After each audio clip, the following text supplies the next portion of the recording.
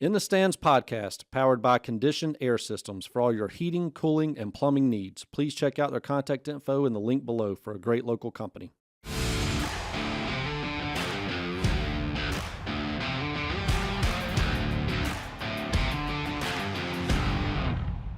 Welcome back, everybody, in the Stands podcast. Andy Roberts, Tony Cash, Jason Loggins. I've got two guests with us today, two great coaches again from Hall County on the girls basketball side. So we'll tell a little bit about them, like we like to say around here, ladies first. So, Coach Scott, here we go. She is from El Paso, Texas originally, played college basketball at Western New Mexico University, coached one season of high school basketball fresh out of college, and then on to coach at Bethel College for a few years. Became an assistant coach at the Bluff back in 2020 and became the head coach in 2023. First season there, 22-7, made it to the first round of state, which was the first time they'd made it in 2018 since the school opened. Second season went 25-8, winning the school's first region championship, and then went on to win the state championship. Quite impressive. Has two beautiful daughters, Kinley and Camden. Coach Scott, welcome on. Thank you. Thank you for having me. Oh, yeah. Up next, Coach Shirley from Chestatee, assistant coach at East Hall from 2014 to 2018, with a Final Four appearance, 3 times to the Sweet 16, and 3 times to the Lanierland Finals. Head coach at Chestatee since 2018. From there, 2 region championships, 2 Elite Eights, and 1 Lanierland championship, which I know you're going to want to talk about here in just a little bit. Rub that in. It was a fun one. He can have that one. I'll take state. That's probably a good trade-off. Although this community, as the three of us, Lanierland might be right up there with state. Yeah. So, I've learned that living out here, and it's been a lot of fun to be part of that. We love it, and we're looking forward, as always, to this year's tournament. Absolutely. So, again, thank you both for being on here. Coach Scott, just tell us just brief history about you, the program this year, expectations. From last year's team, we had 14, 12 returned this season with only 1 senior. So I have everyone back. My biggest obstacle that I don't think a lot of people realize is how many multi-sport and just not even just sports, but things they do in the school that I have to work around. But I have a great group of girls that are involved in the community that I support everything they do, but there are times where I'm like, all right, I also need you guys over here. But they're a great group. They're coachable. They love to be around each other, and they've come up to everything and met my standards and expectations. That was one of my biggest transitions, is coming from an assistant into the head coaching role, of changing that aspect in the sense of what can I keep and not just completely change it on them while still getting them to where I need them to be. But they've accepted that, and we've had fun. Great. Yeah, I know we'll get into that a little bit later, multi-sport athletes. That's been a big topic on the podcast. Yeah. Because, again, it's just, I think, finding that middle ground for coaches and athletes for it to be fair, but to both sides. Right. Because I know it's tough on the coaches as well. So, Coach Shirley, a little bit about yours. We've kind of built our program around working really, really hard and competing. So that's kind of our identity, is to try to outwork whoever we're playing. And the group of kids I have now, we've graduated a lot the past 2 years, a lot of minutes and a lot of production. And so we've got kids that are trying to figure out their roles, but they've been there and they've had some really good examples set for them.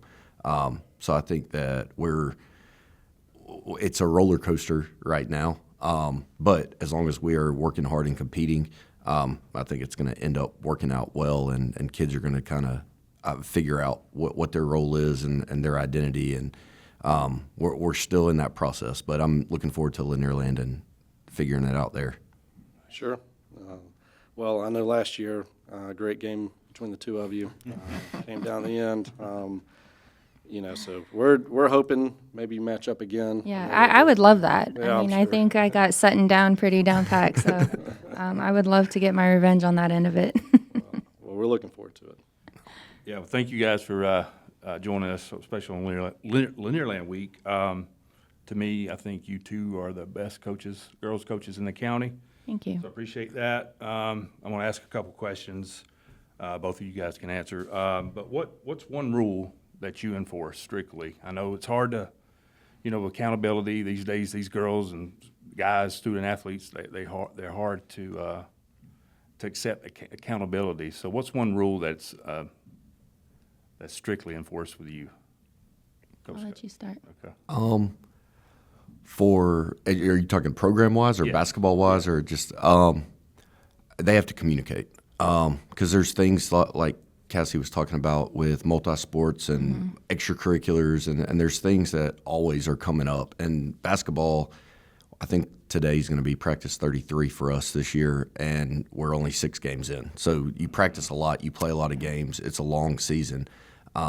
And there's going to be times where things come up, or there's a chorus concert, or there's a band concert, or there's a multitude of things. And the communication piece is very key to me, just so I can plan and prepare and know, all right, well, this day I'm not going to have this girl, so we need to make sure if she needs to know something, we need to do it on a different day, that kind of thing. So communicating with me is a big piece, and my kids know that they have to do it. Sometimes they don't like it, but they have to do it. Yeah. So that's probably my one rule. Yeah, I can piggyback off that a little bit myself, just having the girls that I do that participate in everything that they can think of at Cherokee Bluff, but I make them talk to me. I don't want the parents, and if the parents do, I just remind the parent, hey, make sure your player is also coming to me and letting me know, because we do have to hold them accountable a lot of times, and it's funny because my girls give me a hard time about talking about adversity all the time and accountability, and they're like, oh my gosh, we're going to remember those words when we're old little ladies, and I'm like, good, you should.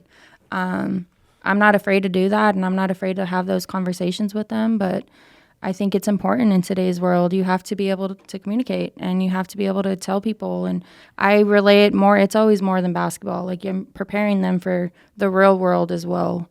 As much as I can from the coaching aspect along with how their parents are raising them. But communication, consistency. Like I said, week to week, my plans have changed all from November and December. I really got to know who I'm having and game planning for and the teams that we're playing, and that all makes an impact. Nice. Sure. Who's a coach, Coach Scott, who's a coach that influenced you the most? It sounds cliche, but my dad.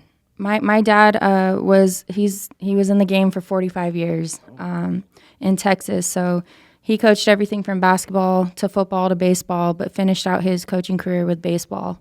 And so I grew up a gym rat. Just like my daughters are turning into, and he's a guy that sometimes I dread. I get the phone call right after a game or the text, but he sees it from a different perspective, obviously, because he's watching. But yeah, he's been the guy that's my guy. Like, I can talk to him about anything and everything, sport related, and he gets it, and he helps me figure things out. And obviously, he's a little more old school, and the things that he does, you can't necessarily do in today's world. So I have to, switch it up a little bit. It's not a lot, but him being able to have those conversations and available when I need him, I talk to him almost daily. But yeah, he's for sure one of my main coaches that influenced me. And then I'll give another shout out to my college coach that came in my senior year, Rusty Kennedy. He is now the president down at Andrew College in Cuthbert, Georgia. But I talk to him, at least once a month. But he came in and gave me a real perspective of who I was as a player and made me a better person. And a lot of his coaching style has influenced mine. And then my high school coach, he coached both of my older sisters. So I had known him since 3rd grade, Coach Peden. And I talked to him, and those are guys that I love to just call up and, hey, just checking in, how are you doing? But a lot of his defensive principles is still what I carry over into my program, and we talk about that. So those 3 men for sure, they've had a big piece into my coaching world. Good. Coach Shirley? I have a similar experience. My dad was the coach at Central Gwinnett when I was growing up, and then he was the first coach at Chestatee when the school first opened. So obviously he has a huge impact. He's at a lot of the games. He always has an opinion, win or lose. He always has something to say. Sometimes, like Coach Scott, I don't exactly appreciate it, but Yeah. it, is what it is. And he's definitely played a big factor. And my time at East Hall, I was not on the boys' staff, but I spent a lot of time around Coach Dix. And a lot of the things that I do off the court are like I saw him do it and saw how he cared about his kids, the relationships he built, not just with his players, but his managers, the cheerleaders, the girls' team. He did a great job of making every person in that community feel like they were important. And I tried to model a lot of my off the court things based off what I saw him do. And so he's been a big impact. And then Sean Conley, who was the head football coach at Chestatee, I was on his staff for 4 years, and he did a lot of the same things. We were not super successful wins and loss-wise, but I think we were very impactful on those kids, and he did a great job of modeling how to make a relationship with a kid, hold a kid accountable, tough love, that kind of thing. So those three would probably be my biggest influencers in my coaching style. Nice. Yeah, I seen Coach Dix this weekend. I think had his big pancake breakfast over the weekend, so it was a big deal for him too. Absolutely. So, I do the what if. So if you guys wasn't coaching, what would you be doing? Ooh. Question. Teaching, I guess, just teaching without the coaching aspect. I was at the Georgia Mountains YMCA when I first moved out here, and that's when I kind of realized, like, now I'm ready to go back into the education piece. I think I would be just teaching, or find a rich man and not have to work at all. So either way, I can go either way on my end. Keep it real. No. For me, I think I would still be in education. When I first started teaching, coaching wasn't exactly what I was wanting to do, and I thought I'm going to be a principal one day. And then the coaching bug got me. So I think I'd be in education and be trying to work my way into admin at some point. Nice. Well, we're glad to have you in Hall County, both of you. So Thank you. All right, so I'm going to jump in. You brought it up earlier, Coach Scott, about multi-sport athletes and communication. How does it work with communication with their other coaches? And it sounds like obviously chorus and band. I'm sure you got to communicate with the leaders there. How does that work between y'all? And do y'all get together before the season, or do y'all just have an understanding, or do you just leave it solely on the athlete? It's kind of an understanding of knowing what your athletes are part of and what they do. So I have those conversations with my girls of just kind of at the beginning, like, what are you part of this year? So we have one in particular, Emery Jones. She does, and when I say she does it all, she does it all. This year she decided to join theater. So after our Friday and Saturday game, she was jetting out to go do the play that they had this weekend. So a lot of it is just a basic understanding. But if we know there's going to be conflict with games in that manner, then the players need to talk to me, and they do a really good job of that. But I also like to reach out to whatever is going on and the person in charge of that, just to clarify some things and, like, hey, logistic wise, like, what are you looking at, things like that. So it's kind of throughout season. I mean, it's just pure communication throughout the season. It doesn't stop. Yeah, I think the biggest thing for me at Chestatee is to make sure the kid is not having to make a decision. Mm-hmm. I think a kid's a kid, and the adults have to make the decision, and so we have to communicate with each other, and whether they're going to be at the band concert or be at the game or be at the practice or whatever, we need to, as adults, make that decision for them and make sure that we're communicating with them and respecting their time. Right. And I think that is huge in that part of it. The girls don't need to have to make a decision when they're 15 and pick one or the other. I think it's great, and they learn. It's very valuable for them to be involved in all the extracurriculars because they learn different things. Adversity, they have to experience that in different ways and all the different things that they're doing. So we have to appreciate that there is positive when they're doing other things, even if they're not in the gym all the time. I love that. Yeah, that's what I was going to say is great answers. When we started this podcast, and we're coming up with topics around sports in general in the community, we quickly realized that multi-sport athletes, obviously transfers, but multi-sport athletes were one of the biggest topics that we have found from players, parents, coaches, Yeah. because that happy medium is just tough to find. But props to both of you, because I know you genuinely mean it. It is tough on kids. They are kids. A lot of them are still finding out what they want to do. Yeah. Some of them, they don't even really peak until senior year. Some of them even in college. So, those years are just really important to them. Yeah. We've said on here, I think part of the reason is Cherokee Bluff's had some outstanding athletes here these last few years that have played multiple sports. So obviously you see them in the paper more. You just know them a little more. But Cherokee Bluff we've given props a few times on here just to seem to be a school program-wide with all the sports programs that just seem to really work together. Yeah, we're growing in the right direction. And I think my favorite part of it is you get your move-ins here and there, but you're doing it with your Cherokee Bluff community kids. Sure. And that was one of my favorite things last year is the state run that we had. We weren't supposed to do that. Like, nobody had our number in it. We finished third in our region, won the region championship, beat both teams that beat us twice during regular season. And then, you go in as the fourth seed and you see who's on your side of the bracket. And we have Monroe Albany in there, and that has KJ Acree, who's a phenomenal. She can pick any D1 school she wants to go to. And you play through those games and you take more appreciation to it. And it's not a knock to the schools that get transfers in or whatever, but just personally, like it's special when you see these girls grow up and do it together. I met all of my seniors when they were sixth graders. And so for them to go through that, and I see how they've grown into young women, and I see the experiences they're going through with their college decisions, it just makes things extra sweet on that end. So I enjoy being part of that community. It's great. People are great. They're supportive of athletics, and they're supportive of the community in general. It's not just based around our athletics. So I appreciate that about that community in particular. Sure.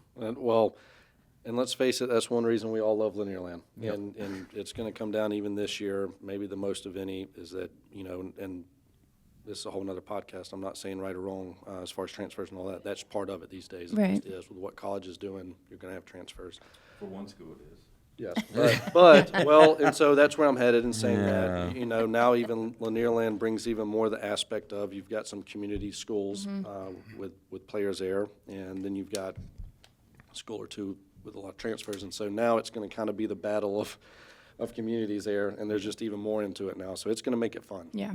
I think one thing that made that championship game great last year with both your programs is that's what you both had, and they fought till the end, and I think it was fun for everybody seeing that, so it was just great. So. I'm going to jump into we'll get into the defense. That was a heavy subject right there for a second. Do you prefer man-to-man or zone? We actually talked about this the other day because I texted him to get his opinion, what he would do against Hebron, who's just, they have 15 girls that don't skip a beat. So he was talking about being a man-to-man guy. I'm both, but we are really good in our zone defense. We run and operate our 1-2-2 zone really well. So it's kind of one of those things. I go personnel-based, dependent who I have in that moment. If it's Bristol Kirsch up top, then we're going to go our 1-2-2 trap because we make it really difficult for teams. But if it's, my smaller, quicker guards, I'm going to go man just to get on the other team's nerves a little bit and be aggressive. So I go both. We practice both every day.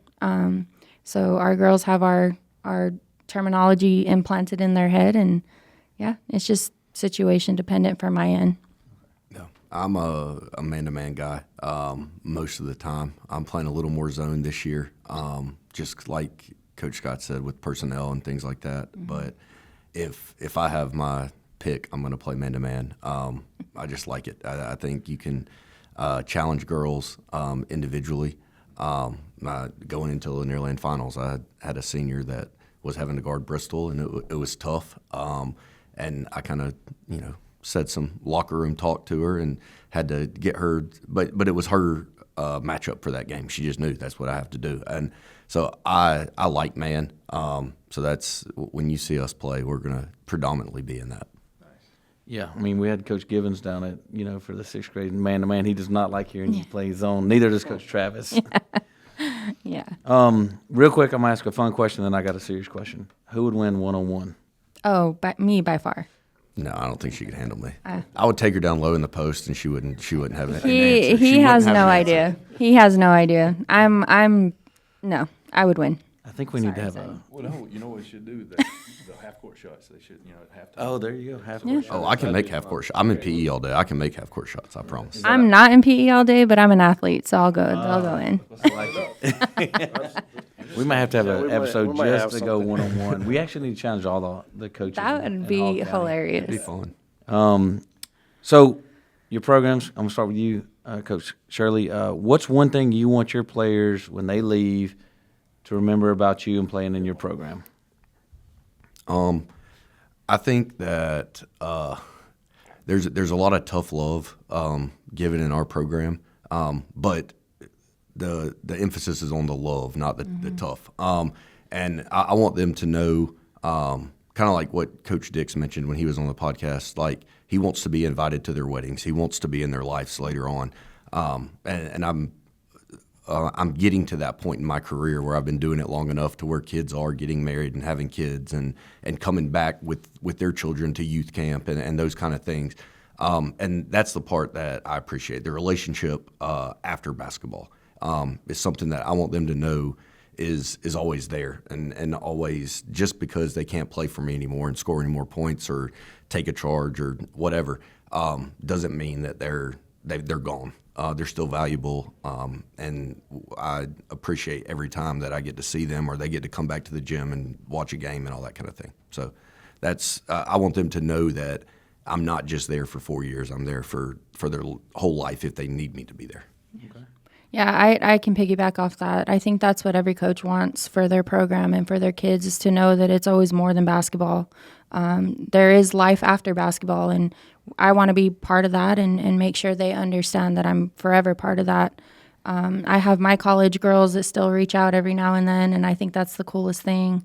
I had a couple of my seniors when I came in my first year that text me and, a picture of Hebron's game, and they're like, we're watching here in Mississippi while I'm studying, and I'm like, sorry you had to watch that, but I appreciate the support. But yeah, you want those connections and those relationships, and I get to experience it a little early with, kids in your program having a child, and I love it for her. Hallie Wilson had a daughter that was born in September, and I claim her as my own baby, and oh man, when she's around, I get excited, and I make sure she knows I understand exactly what she's going through, and she has handled it really well.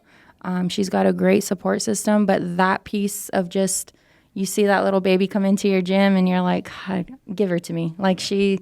But making sure she understands, like, I'm more than her coach in that aspect as well. Like, I want to help you any way I can. But it's fun. I think that's what makes the coaching piece beautiful, is you get to see these young adults that you once dealt with 4 years in high school grow and become exactly who you knew they would be. And so that's special. All right, I've got a question here. It just popped in my head, but I'm interested to know the answer. So, and I'm going to say Final Four, not state championship, because I think everybody, just to even get to a state championship and experience that, everybody wants. So, if you had the option right now, you could sign on the dotted line to send this team to the Final Four, but you know you would lose it. You're guaranteed a loss. Or Lanierland championship. Which one are you going with? Oh, that's Well, because I've won Lanierland, but I have not been the head coach in the Final Four. Keeps driving that knife in. I would like that. Yeah, just a little bit. I would like the Final Four, but there is nothing like winning Lanierland in front of that packed house, Yeah. in front of everyone there's hundreds of people that that are in the stands. That's a super unique experience that, that's probably the highlight of my coaching career is winning Lanierland. I've won a lot of big games, but that one was something that I'll never forget. Especially because it was against me. Yeah, close game against It was Cassie. fun. It was awesome. But I think Lanierland's a very unique experience, and being able to win that is something that is unforgettable. Yeah, I mean, I made it to the Final Four, and we won a really unique way with Bristol hitting a buzzer beater shot. So that part of it, you're kind of like, well, gosh, I would love to experience that again. But obviously, I've only lived in Georgia for 9 years now, and have really taken appreciation to what Lanierland really is out here. And I think that's, these girls that play for us, they grow up in those gyms watching, and when they get their opportunity. So I think, yeah, I mean, I would love to experience a championship for Lanierland, not for myself, but the girls that have grown up around and watching tons of talent in these gyms. But it's pretty equal. I mean, I think both would be amazing. Sure. All right. And this year, the championship's at Chestatee, so. Yeah. It is. So I'm going to have to be there regardless. So I might as well be playing in it. Right. And if we get there, I would love to beat him in his own gym for a championship I game. can't wait. So leading into that last question, who's winning Lanierland this year? The big gold balls in my locker room. No. Mike? I didn't. I have to decide if I'm going to make a humble answer or if I want to be no. Really, I think they're any team that we play. I think it just Lanierland brings out a different animal in these girls and the boys side too. Like you're playing for something. You're playing for your pride and you're playing for your bragging rights for a year, and it can go either way. Obviously, I'm going to choose us every time because that's my team, and I want us to get back to that and have them experience that. But I mean, we got a lot of well-coached programs in Lanierland, so it'll be fun to watch. I think the coaches in Lanierland, both on the boys and girls side, they've been preparing and talking and who's the matchups and all that kind of thing since last year when the tournament ended. Yeah. So everyone always has a chance because there are very well coached teams, and it is something that's special. I think on everyone's list, everybody wants to win region, everybody wants to win state, but Lanierland's also on there, one of those things. So, and it's something you can prepare for the whole year because you know who you're going to be seeing and that kind of thing. So, Lanierland's always interesting because there's so much prep time for that, and there's so much emphasis put on it.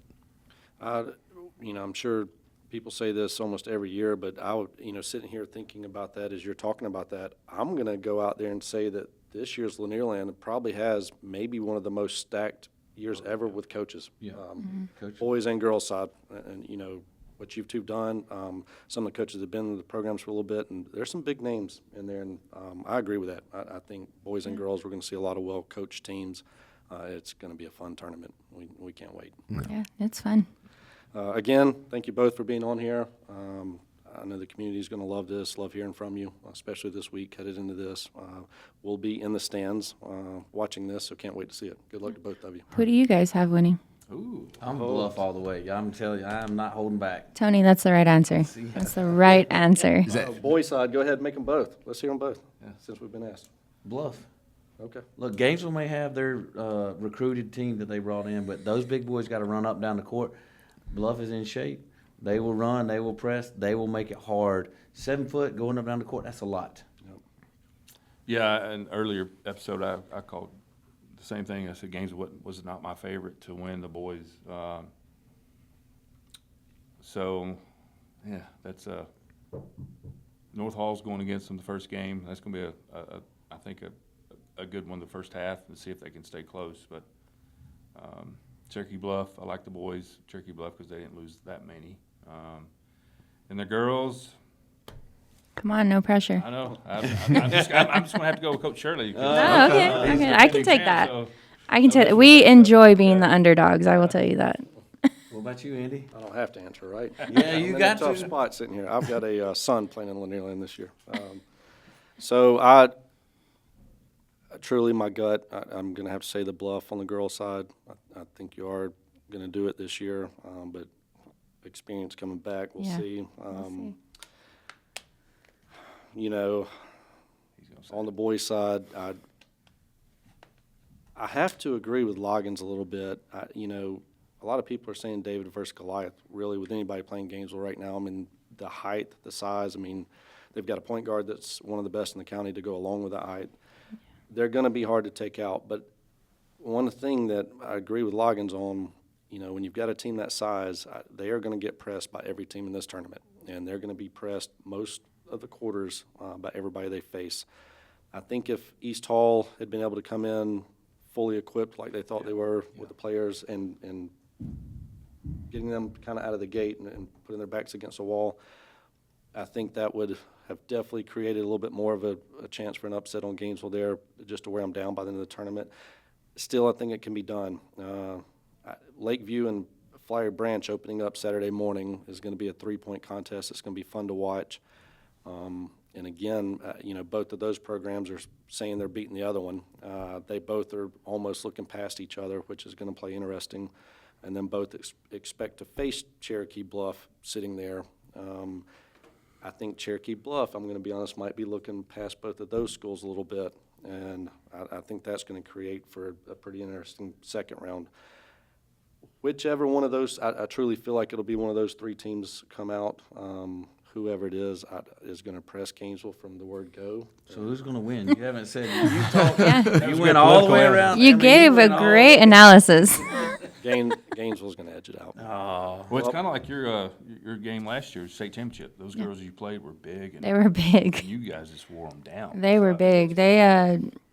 We had faced them in the summer during summer ball, and I'm kind of glad we did because we had gotten a preview of just how big they are. And when we found out that was the matchup, our girls were more prepared for that than anything. I think it would have been a complete shock if we didn't know originally what their size was, but yeah, that's the key piece is the conditioning piece. And Lanierland, that's what makes it tough is you're playing 3 days, not in a row this year. You get a breather in between, but still having to go for 3 days is tough on anybody. Even when we've had 2 weekends back-to-back games, and that was tough for us. And so it'll be fun. I really look forward to this year. Yeah. It's going to be a blast. Yep. I do think North Hall is going to, facing up with Gainesville in the boys bracket to start, I think as good as North Hall's been playing, the guard play they have. Yeah, those shots are falling. I think the first half, they're going to surprise Gainesville a little bit, and I think Gainesville will still beat them, is my gut. But I think what North Hall is going to do coming out of the gate is going to show these other teams where Gainesville might be vulnerable, and I think it's going to help the other teams, what I think. Yeah.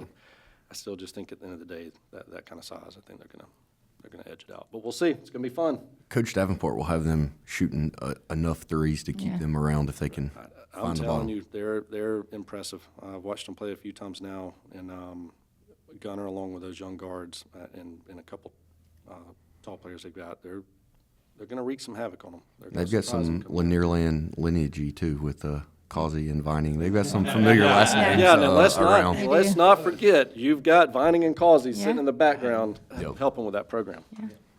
So, can't wait. Thanks again for being on. Yeah. Absolutely. Thanks for having us. Good luck. If you like this episode, please like, subscribe, and follow us on Instagram, Spotify, and YouTube, In the Stands Podcast.